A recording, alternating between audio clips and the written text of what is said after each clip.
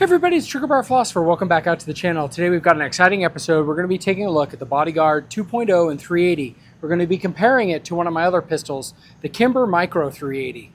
Let's get to shooting.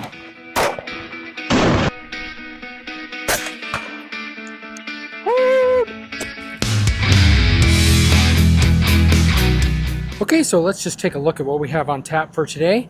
Today we have the brand new Bodyguard 2.0 from Smith & Wesson, chambered in 380. It comes with two magazines. One is a 10-round magazine that is flush fit and a 12-round magazine that extends down past your pinky. We're going to be comparing it to a more traditional Kimber 1911-ish. It's not exactly a 1911, but it does have a pretty nice straight back trigger, and it is single action. The M&P is striker fired, and of course it's also single stack, so it has in its pinky extension magazine 7 rounds, and its flush fit magazine it has 6 rounds. This gun, the Kimber Micro 380, is a very great shooter, has a fantastic trigger. I really enjoy shooting it. One of the neat things is it's extremely small but has a little bit of weight to it, so that allows me to control and manage the recoil just a little bit better on it. It also is a single action gun, so it is carried in the cocked and locked. Of course, you could have one not in the chamber and rack the slide, but it has a safety on it. And it has a very nice, crisp, single action trigger pull that is right around 4 pounds. But this 19-ounce gun is going up against a 9.9, which is what is on my scale, ounce gun. That's almost half the weight of this other one. It's a little bit bigger, but it's thinner. Let's get these next to one another so that we can have a look at how they look dimensionally. So you can tell just a little bit thinner. The slides pretty similar in thickness, but maybe those grips just make this just a little bit thinner. You gotta look at it from this angle. You can tell that the slides are just, maybe the Kimber is just a little bit thinner, but very similar dimensionally. But the Bodyguard is a little bit longer. You can see, if you line up the backs of it, see that the Bodyguard extends just a little bit further. The height of these two is about the same, and that is one of the neat things. I was watching the Wyoming Gun Project today, and he pointed this out.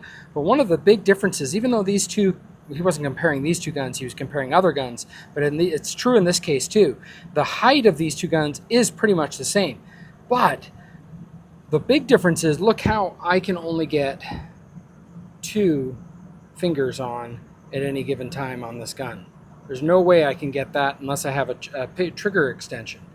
But because of the high undercut of the Bodyguard, I can get at least a half a pinky, and that half a pinky may be all the difference that you need in order to manage the recoil of this gun just a little bit better. So that high undercut, that means it's cut up under here pretty high, allows you also to get very high on the bore axis, a little bit higher than what you're getting on with this Kimber Micro 380. For all intents and purposes, these are very different guns, but their purpose is the same. Both of these guns are really designed to be pocket carried or for extreme concealability. So in that vein, then, I think it's appropriate for us to be comparing these two. One of the very important things on the Bodyguard is these very nice slide serrations, which also come over the top angle on that diagonal. You can see that there. And you have very nice front side serrations as well. The Kimber Micro 380 has no front side serrations. It also has any texture up here where you might index your thumb or finger, versus the Bodyguard has that. Of course, the big difference, though, of why many people will choose this one, other than the weight constraints, is going to be the available capacity. Prior to owning this gun, I had an LCP Max. Just like the Bodyguard 2.0 came out, was the new hotness, I had the LCP Max. I did not like it, and eventually I sold it, and when I sold it, I bought this gun. I hated firing the LCP Max. It had a lot of trigger snap and would pinch my trigger finger quite a bit, and I just didn't enjoy shooting it. So when I got this gun, I had never shot it, but I had heard that it was very pleasant to shoot, and it turned out to be very true that this is a much more pleasant gun to shoot than the Kimber. Well, than the LCP Max. Today we're going to be comparing that to the Bodyguard. I already have one video up where I did an initial 50 round review. I've got another 50 rounds through this gun where I was changing my sights just a little bit. I think we talked about this in the last gun, but I had to drift them over to the right just a little bit. Again, when you're moving sights on the back sights as you drift them, if your group is too far to the left and you need to move your group to the right, you move that in the same direction. You move the rear sight in the same direction that your group needs to move. Ironically, this gun has the same thing. As you can tell in both these guns, the sights have been slightly drifted over. Oh, one other thing is I should say that these have 3-dot sights versus the 1 sight. And if you're looking in the dark, all you can see is the front sight. So 3-dot sights, not bad. I know for shooting regularly, 3 dots are not real super awesome. And then I think these sights on this Bodyguard 2.0 are just a little bit higher and a little bit more usable than the sights on the Kimber Micro 380. Okay, so for one of the first things I thought we would do, one thing that I haven't tested on the Bodyguard yet is whether or not it works with my self-defense ammunition. Now that's a point of big debate in the 380 community of whether or not you actually use hollow points or whether you should just use FMJs. These bullets are not high pressured. They're going around 800 feet per second. And so are they going to, if something is expanding in the hollow point, are they going to get enough penetration in order to get to the vitals? That's often the conversation instead of over penetration with a lot of other guns that you may have.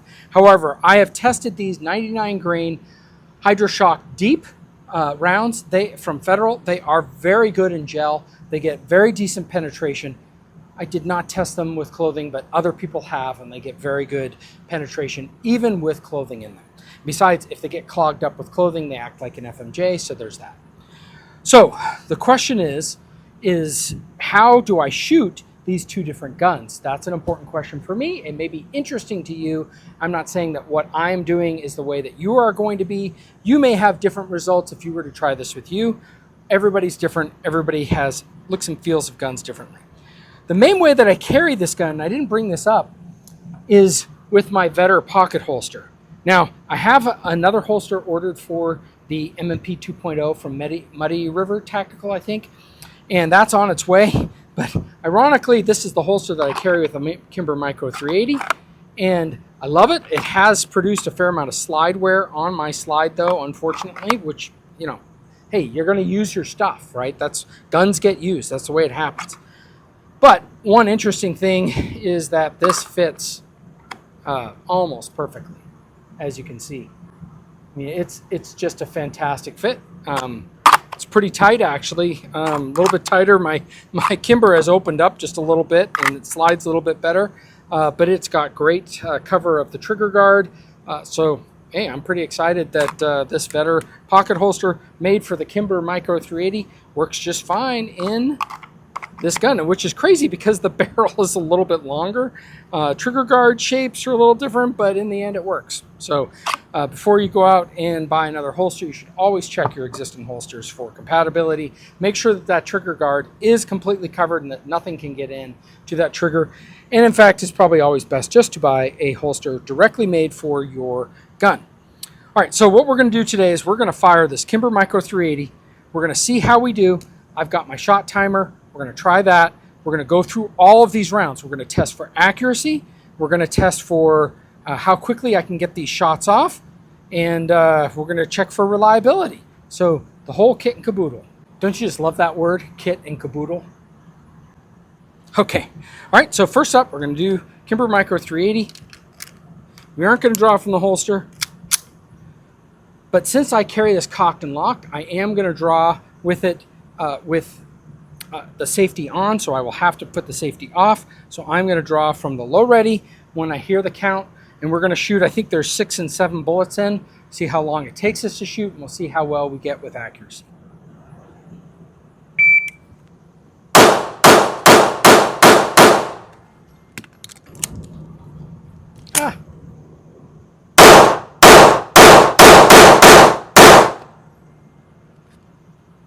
Okay. We had 11.19, and I am pretty far left, even though I drifted some of that over. A lot of shots kind of going all over on there. We've got the recording down. We're going to see again. Oh, sorry. 11.19 was the time that I got, so we can compare it against the Bodyguard. Let me go reset the target, and then we'll bring out the Bodyguard, see how we do. Okay, well, we've got the Bodyguard all loaded up. We've got the shot timer here. Let's see how we do.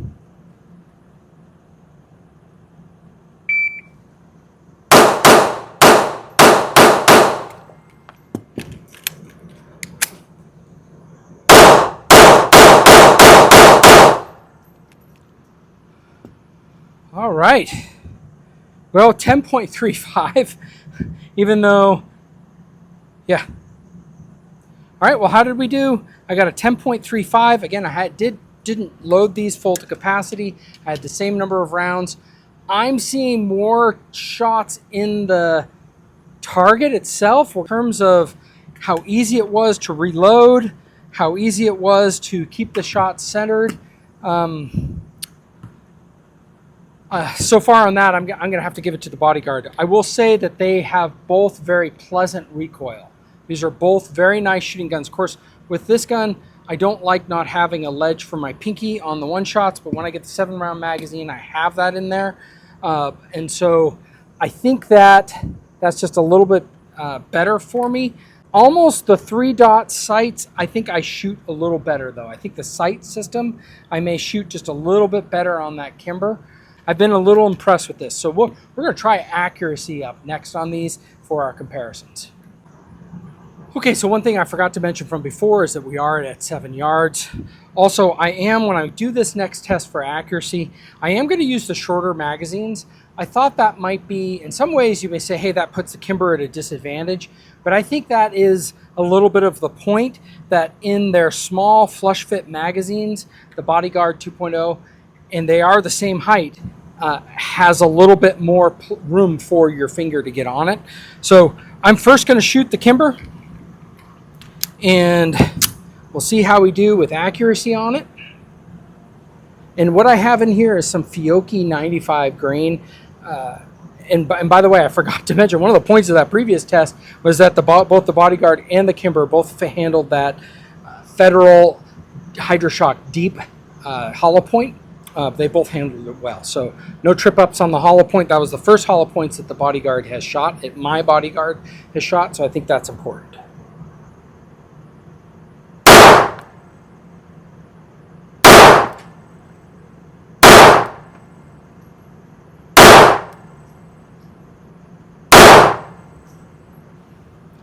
Okay, that's our 5-shot group. I'll paste that up. It's not bad. I had one that flew out of the 10 ring.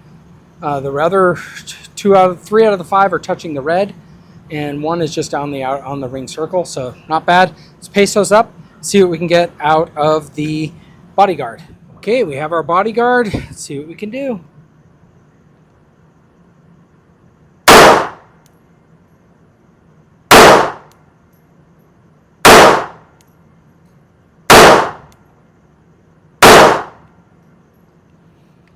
Okay, looks like, I had one almost in the same spot, a little bit further in. Honestly, I think both of these guns are firing at about the same. I have shot the Bodyguard just a little bit better. I was surprised with that last group that I was able to shoot the Kimber as well as I did, which is great, which is fantastic. And I don't plan on getting rid of this gun. I still love this gun. It's a very short, crisp trigger in the single action mode, so I enjoy shooting that, and it's a fun gun to shoot. Versus a lot of micro 380s are not fun. This is a fun gun to shoot. So we're going to call that a tie. Okay, if you've watched any of my other videos, I like to do this. We're going to compare the two muzzle flips of the two guns. So we're going to take a look at the Kimber 380. Our first shot, we had a pretty big muzzle flip, 24 degrees. And this isn't super accurate. I'm just kind of measuring the angle on the screen, but it gives us some type of way to compare them. And on the second try, we have the Kimber Micro 380. We got about 18 degrees. So it's probably somewhere around 20 degrees is probably pretty accurate, give or take a few degrees. Now we're going to take a look at the Bodyguard 2.0. We see it has what I believe is to be significantly less recoil, which is pretty impressive. I think, again, a lot of the ergonomics and other things are contributing to that. You get that high slide rise. I think they've done a good job of building the barrel and how that recoil system works in helping you maintain and control it. So the ergonomics and the design of the gun do a great job. So on the second shot, we had 15 degrees. We had 13 in the first one. So it's somewhere around 15, 14 degrees, something like that. Okay, well, up next I'm continuing to test the Bodyguard 2.0. I have some Extreme Defenders, and I am going to test these. I have not tested them in the Bodyguard, and I've got 2 magazines full of them to test. These are 68 grain going 1,300 feet per second. Well, maybe not in this gun. And we did get a failure with it. So one of these did not feed. It did not like that.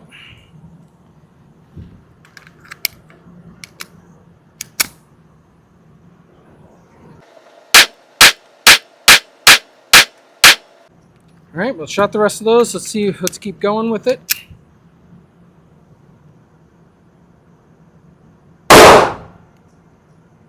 That was our first failure. That's our second failure. It does not seem to like these. I was also holding that weird, and I wonder if there's a little bit of limp wrist issue going on. I don't know.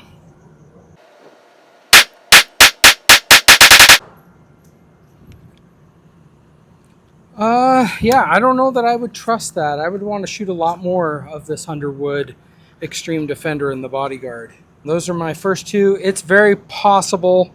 This has a fair amount more recoil than some of the other bullets that I was shooting and testing.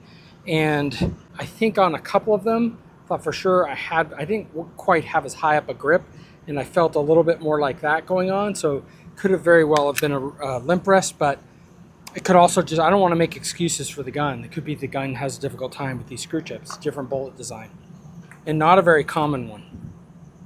So why don't I start running a bit more of the FMJs that I have, and we'll just keep shooting.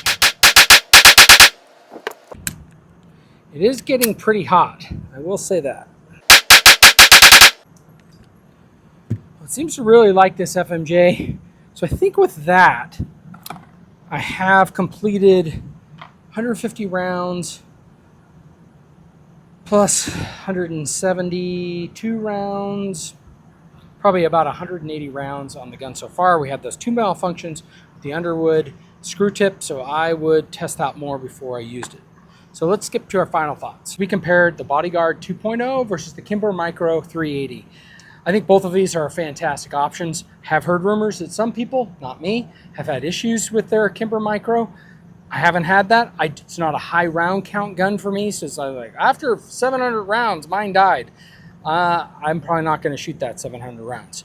The M&P Bodyguard so far with 180 rounds-ish is doing pretty good. We had a couple of malfunctions. I do think there are some advantages with the Bodyguard in terms of how it handles, how controllable it is. It basically has the same form factor as this Kimber Micro 380, but it's lighter weight. And if you're like me and your gut is going over your belt and you have a hard time keeping your pants up because you're always trying to cinch that belt buckle, having lighter pants because you're pocket carrying is something to consider, and I think is very valuable. I think it's an accurate gun for what it is. 7, 10, maybe 15 yards. We'll try that in another episode. It's not going to be beyond that. And so there you go. Let me know what you guys think about these 2. Did I get this wrong? One above the other? Are you feeling that, I really just like my LCP and I'm going to stick with that? That seems like a pretty reasonable. I don't think just because someone comes out with a new gun, it means you have to replace what you have. I was pretty curious about this, and I'm very happy that I got it and happy that I have this in my rotation for carry guns. So let me know what you guys think. Hope everyone has a great week, and let's get to shooting.